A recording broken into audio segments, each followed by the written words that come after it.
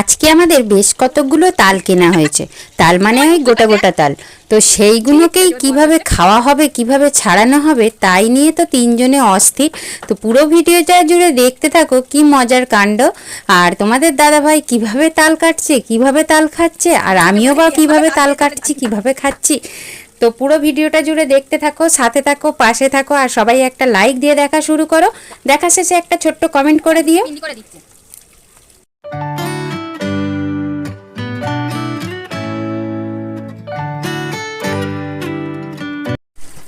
নমস্কার বন্ধুরা, আজকে দেখো ব্লগটা কোথা থেকে শুরু করছি। আজকে উঠানে বসে বসে ব্লগটা শুরু করছি। কি কারণে উঠানে বসে আছি দেখো, তাল কিনেছি। তালটা আজকে কাটবো। অতি কষ্ট করে একটা তালের শাঁস তুলেছি। এ দেখো, দেখতে পাচ্ছ, একটা অতি কষ্ট করে তালের শাঁস তুলেছি। চলো কিভাবে তালের শাঁস তুলছি তোমাদের দেখাই।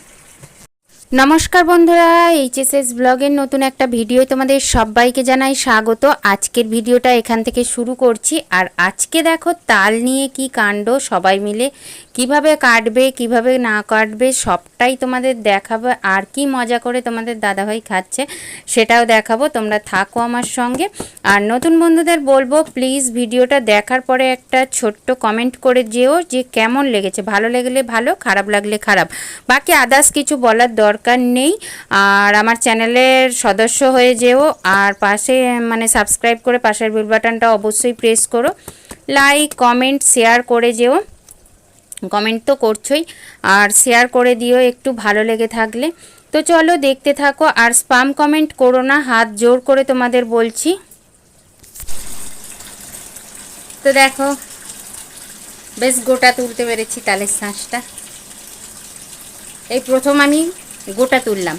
আর এবছরে এখনও তাল খাওয়া হয়নি, এই প্রথম তালের শাঁস খাওয়া হচ্ছে। অন্য বছর তালের শাঁস কিনে এনে খাওয়া হয়। আর আজকে পাড়া দিয়ে যাচ্ছিল তাল, গাছ থেকে কেটে নিয়ে যাচ্ছিল। তো সেই জন্য কি করা হলো, যে গোটা তাল কেনা হয়েছে আর গোটা তাল দিয়ে তাল শাঁস তুলে খাওয়া হচ্ছে। এটা বেশ আলাদাই মজা লাগে। আর তাল শাঁস বাজার থেকে কিনে আনলে না, ছাড়িয়ে দেয়, গরম থাকে, রোদ্দুরে থাকে, গরম গরম হয়ে যায়। আর এটা বেশ ঠান্ডা ঠান্ডা লাগছে, বেশ ভালো লাগছে। তো চলো দেখো।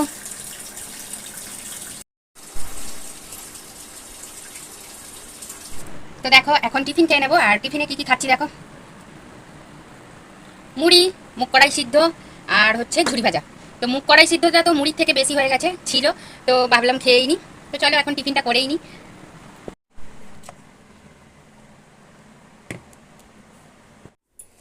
দেখো টিফিন খাওয়া হয়ে গেছে। আর আজকে কিন্তু অনেকটাই বেলা হয়েছে, বৃহস্পতিবার অপরন্ত পূর্ণিমা ছিল।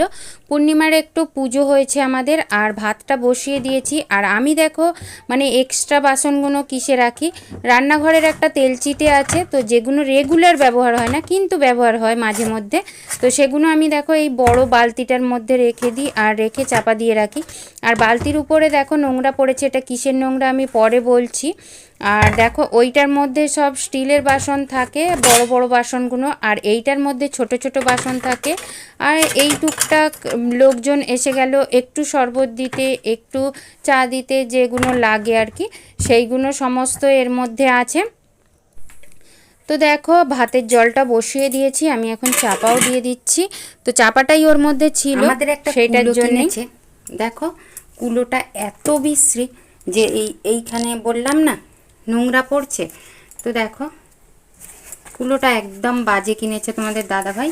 এই যে কাঠগুলো দিয়ে, বাঁশগুলো দিয়ে, এই বাঁশগুলো দিয়ে দেখো ঘুণ ঝরছে, পোকায় কি করছে বলো তো, পোকায় করছে, দেখেই বুঝতে পারবে।